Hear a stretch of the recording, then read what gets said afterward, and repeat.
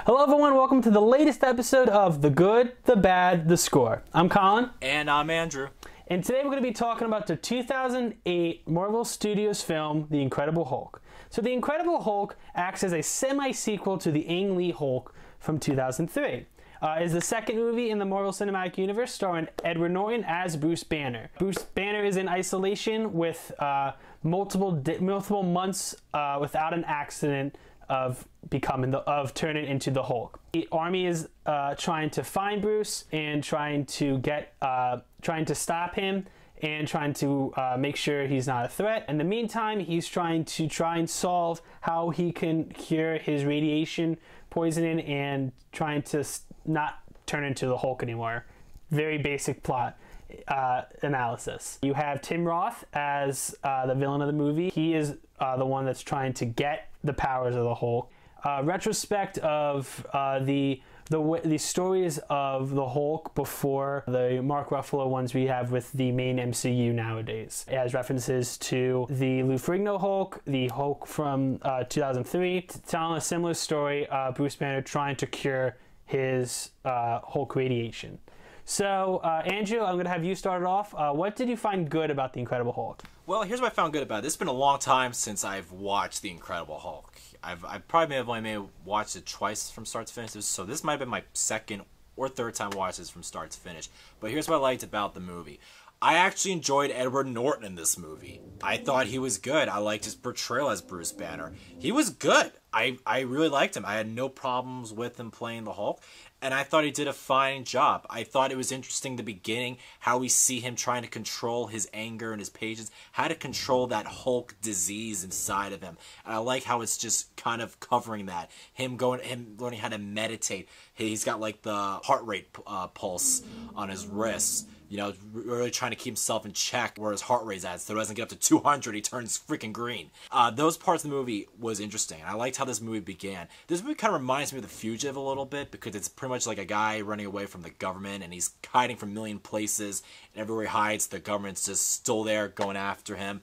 But it was an interesting concept. I thought the action scene at the end of the finale was great. Hulk vs. Abomination, I thought, was very visually done.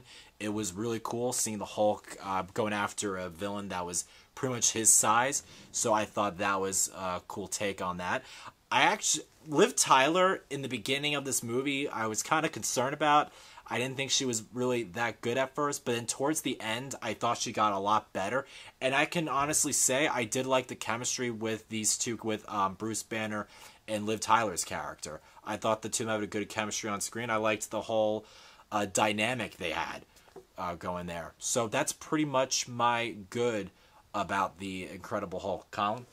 So what I liked about The Incredible Hulk, first I'll start with the prologue. I think the way that they set up the origin is beautiful. I think it really catches you up real quick. It doesn't require even any dialogue, I believe. It's just visuals, and you get what's going on. You get the struggles, you get the relationships, you get why Bruce Banner is in hiding. And also, I liked anytime when the Hulk was on screen, I think it was very interesting. The Hulk is in the movie 3 times.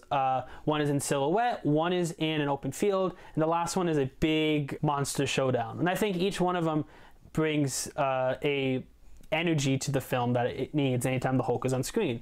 And I will emphasize the ending. I think the last 20 minutes of the movie with Hulk vs. Abomination is a lot of fun. They go a little cartoony with it, with Hulk using a police car's boxing gloves. That's where audiences want to see. We want to see the Hulk fight things, want to see destruction, and that's what I think where the movie shines is when the Hulk is on screen. My negative of the movie, and boy is this movie pointless.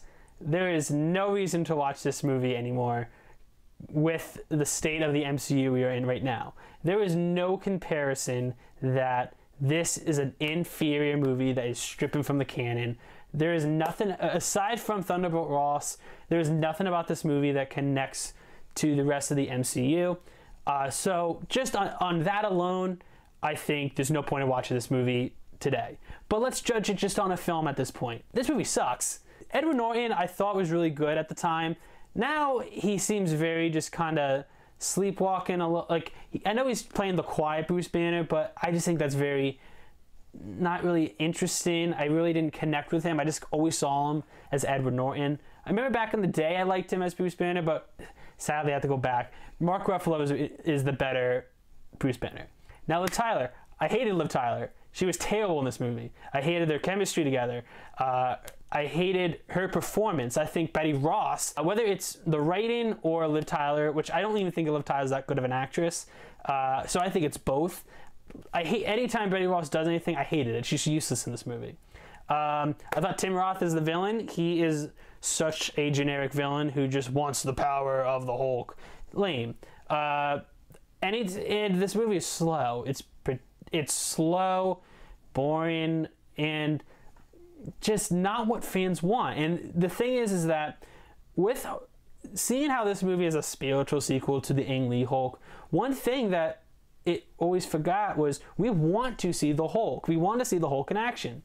With this film, the entire plot of it is he's trying to get rid of the Hulk, and majority of it, even during the middle action scene at the campus, they want the audience to think, oh, this is a bad scene. This is the Hulk is the Hulk is the villain in this. Like, yes, but we want to see the Hulk, especially at the end when he's starting to kick ass.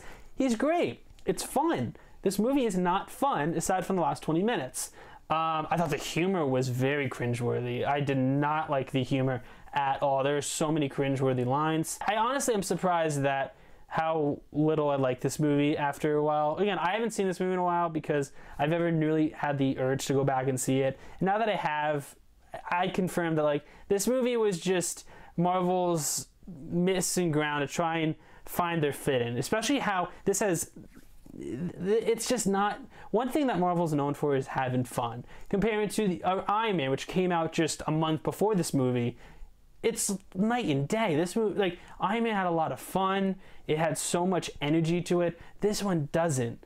The only thing I'll give Hulk is that the last 20 minutes was cooler than the last 20 minutes in Iron Man, but that's not really saying much because the Hulk should be a much more interesting character to follow, and just seeing Hulk smash things, while that's what we want to see, we want to also see a little more with Bruce Banner. I know I just said how all we want to see is the Hulk smash earlier, but we do want to see why Bruce Banner is struggling with the Hulk.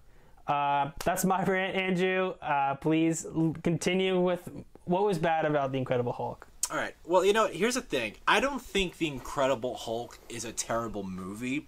It's just a forgettable movie. That's the problem with this movie. It's so forgettable. By the end of this movie, you don't really care about it. You don't care about what just happened. You don't really kind of care about where it's going to go, like maybe except for that final scene at the end, which probably to me was the best part of the movie.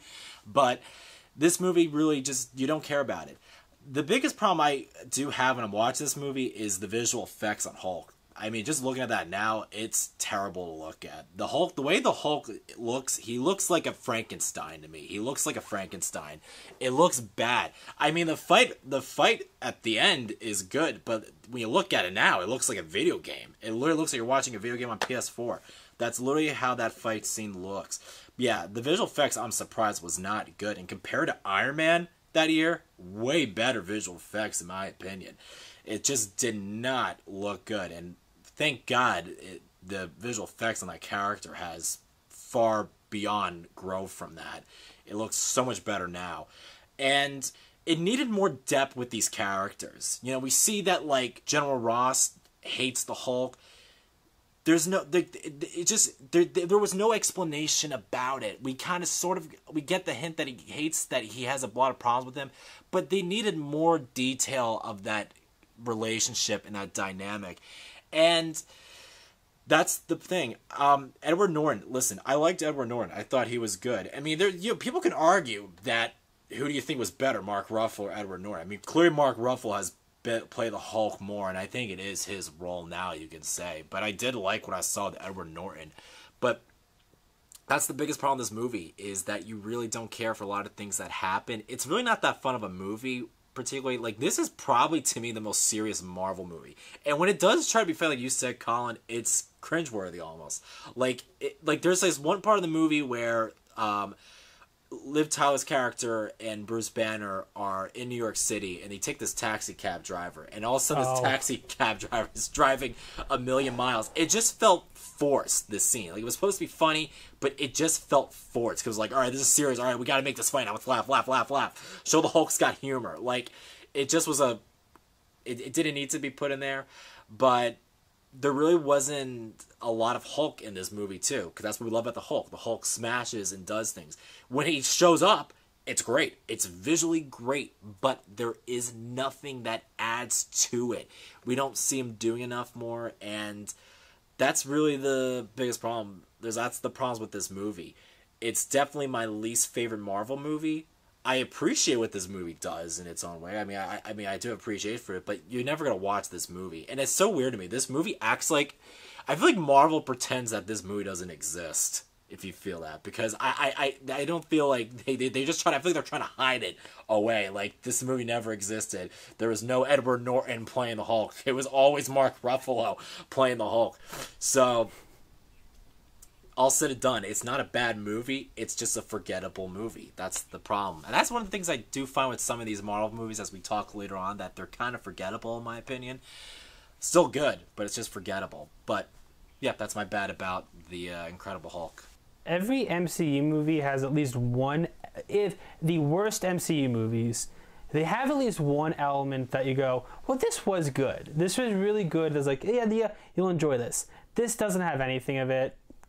Maybe back in 2008, this was a movie of its time, because this is before comic book movies really took off with Iron Man. Just the impact hasn't come up until much later, until the Avengers. So this one felt much similar to the older, like, Daredevil, Ghost Rider, stuff that, like, before people knew what people wanted from a comic book movie, it seemed like it was like, it's like embarrassed to be a comic book movie and trying to hide the Hulk.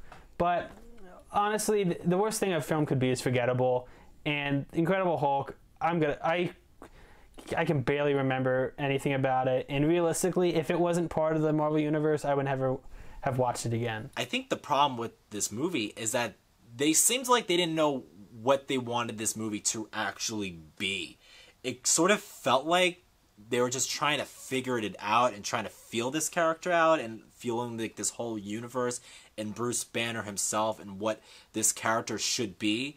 That's what I kind of felt like when I was watching this. It just felt like it sort of feels like an experiment they're trying to, like, do in the Incredible Hulk. But I mean, luckily, after this movie, we get a way better Hulk after this movie. Now let's get into the scores of this. So I'm gonna guess your score, Collin. You obviously hate the hell out of this movie. You hate it badly. So your score is, I think, going to be, I think you're gonna give it a 5 out of 10. Damn it, Andrew, yes. I'm giving this a 5 out of 10. Boo! You stink! So it's just a 5. It's something that just, like, very much my review, meh. Yeah. So Andrew, I'm going to say you liked it a little more than me. Yes. I'm going to say you're going to give this a 6 out of 10. Yes, so after watching this more and more, watching this again and thinking more about it, it's a below average movie, and Collin, you're correct. I am going to give this a 6 out of 10. Meh. I'm going to be a little nice about it. 6 out of 10. It's, like I said, it's a decent movie. I think it's a decent movie. I don't think it's all that bad. The bad part about this movie is that there's nothing iconic about it except the fight at the end. But nothing else in this movie is memorable. So clearly that we put in our MCU ranking, this is going to go below Iron Man. Oh yeah, it's below Iron Man. Simple as that. No need more for a discussion. Yeah, you don't. If you want to watch this Marvel movie, don't. If you want to do it more, if you're looking to do a Marvel marathon, this one you could skip. So I want to thank everyone for watching this episode of The Good, the Bad, the Score. Please make sure to follow us on Instagram, Twitter, and Facebook. Good Bad Score. You just look us up at Good Bad Score, all one word. Please subscribe to our channel, share this video, and check out our other videos as well. So once again, I'm Collin. And I'm Andrew. And make sure to wash your hands and stay healthy.